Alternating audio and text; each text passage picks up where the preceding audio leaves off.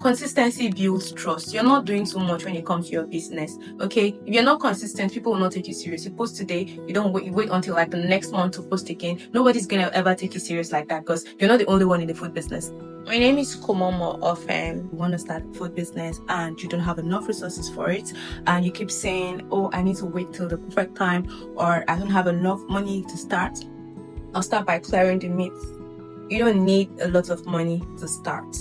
What you need is clarity, consistency, and courage. Many successful food brands started from small setups, shared spaces, home kitchens. You don't need to cook everything. That's where most beginners make mistakes. Look for something that you're good at. Let people know you with that. You can serve with soups, rice, pastries, smoothies. Let people know you with one thing first. You can expand later. Now, costing, this is very important. Before you sell out anything, write down the cost of ingredients, your gas, salt, even your time, electricity. Write all of them down. Very, very important.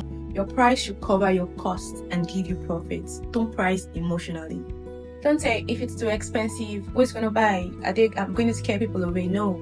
If you offer value, it doesn't matter the amount. They will buy. And it also depends on your audience. So when you find what you're good at, right? Find the kind of people that will value that thing that you're selling. If you want to start something, you find your own target audience. What I'm trying to say, if eventually you want to start up something somewhere, even if you're starting from the comfort of your home, you need to be able to find people who appreciate the value of what you deliver. In the first 2 years of my business, I didn't used to pay myself. I didn't really understand the business when I started, right? So all I know is I go to the market, I buy stuff, I sell, and I just really don't pay myself. I pay other people, and I'm like, it kept going like that. At the end of the day, I didn't understand what I was doing. I don't want you to fall a victim. I'm not even here to gatekeep. I want you to learn from my own mistake, because by now, experience had taught me better, okay? You don't have to go through that kind of experience when you have the advantage of learning from me, your big auntie. Now, we have a few advantages of starting from home. Low rent or no rent, less pressure. You get to test your market first, okay?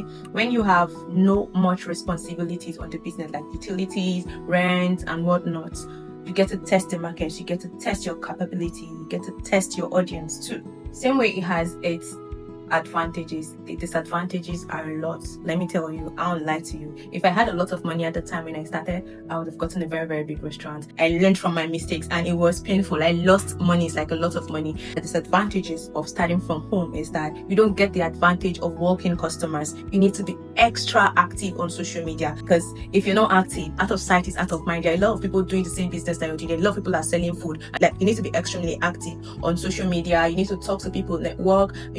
The work is much more, okay? There's still a job to be done when you have a working space, but when you're working from home, the work is extra. There'll be days where you don't see one customer, but you need to keep pushing. Your consistency level is going to be on another level. I'm not the type to advise you to start small. That's why this class is actually really, really tricky. I'm not a fan of start small, right? But then I designed this class to encourage people who are waiting until the perfect time. There's no perfect time. Okay, if you're waiting until the perfect time to start, you may never start. That's the honest truth. You need to start, then learn in the process. If you don't start, you won't get experience. You won't know if this is your call. You won't know where and when. You keep procrastinating, and that's what kills dreams faster. Now let's talk about social media. As far as working from home is concerned, social media is your office. So if you tell me I'm not the type that likes to post, you're not ready. That's the truth. You're not ready. Like, nobody prepared me for the part where I have to be consistent every day. Even if I have nothing to post, I go to my gallery to just find things to just mix together and just show up. You don't need to wait until you have the perfect camera. You don't need to wait until you have the perfect time. I had the excuse of my house is not that fine. My camera did this. I needed to put my kitchen in a certain position. Time is going. The funny thing is that the video that will get you customers the most is the one that you didn't even prepare enough for. I don't know if it's happened to me severally. The videos that convert the most for me are the ones I just like casually posted. The videos might look cringe. When I started, I'll post a video, I'll go back there and delete it. Maybe when I post a video and I get 0 likes, I'll feel like, Jesus, people didn't even like it. I'll delete it. Guys, you're not ready. So you're gonna have that feeling where you feel like you're not seen, you're not being appreciated. Don't wait for nobody. Don't wait for anybody to applaud you. It will get to one time. People are seeing you. Right? Even the days where I post and I don't get likes, there are still people who DM me for my services. Post your process videos, post yourself cooking, your packaging is very important. So even if you're starting from home and you say you don't have a lot of money, please invest in packaging too. A lot of people, like somebody like me, if you don't package your brand very well, I don't think I will take you seriously. Okay, it's your brand, that's your identity. How you want people to price you determines how you package the brand out there. That it's very, very important. Don't just push out something carelessly. Okay, and you don't need all the money for packaging. You don't need all the money. You just have to be creative about it. Post referrals, post your reviews, your wins. Consistency builds trust. You're not doing too much when it comes to your business. Okay, if you're not consistent, people will not take you serious. You post today, you wait until like the next month to post again. Nobody's gonna ever take you serious like that, because you're not the only one in the food business. There are a lot of people in food business. So if you take your own away, another person will show up, and that's how you're bringing yourself down.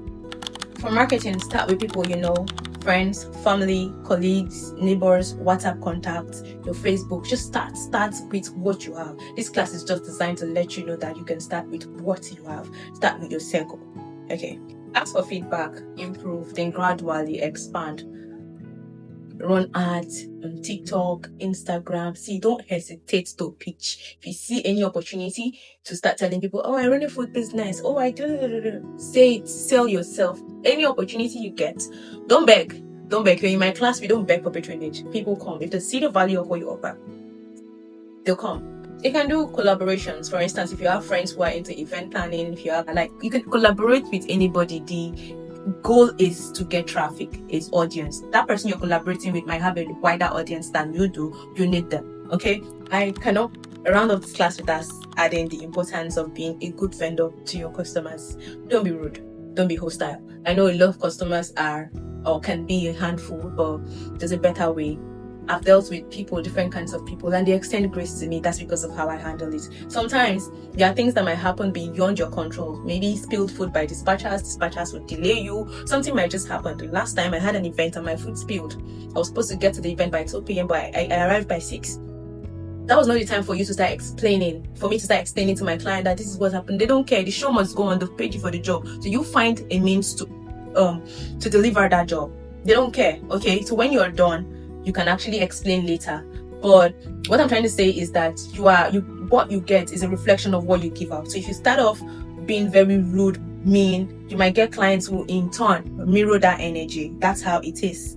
So I've never had people insult me like that, because I don't have energy to quarrel with anybody. Okay, so even if I meet people who don't know how to talk, they tend to really extend grace to me, because I try to keep it professional. Being standoffish isn't professionalism. If no matter how good you are with your product, if you don't know how to talk to people, you might never have them back again. If somebody's paying you 1 naira to patronize you, it means a lot. You should actually, what you owe them is deliver exactly how they want it, be perfect at your job, and also talk to them with respect. No customer is too small. Avoid familiarity with your business. Don't treat people because, oh, this person is a family member, she's a friend, and all that. Your services to them will be very poor because you feel they are family. No, it will reflect on how they will treat you. Don't use your business to do okay and sons, family and friends. No, that means you don't rate your business. Okay, respect everybody equally. There's a time somebody called out my food, but I hate that they puff pepper soup, and it did. You would expect that she would come out and start explaining herself and stuff. No, but all she did is she just tried like, oh, I'm sorry.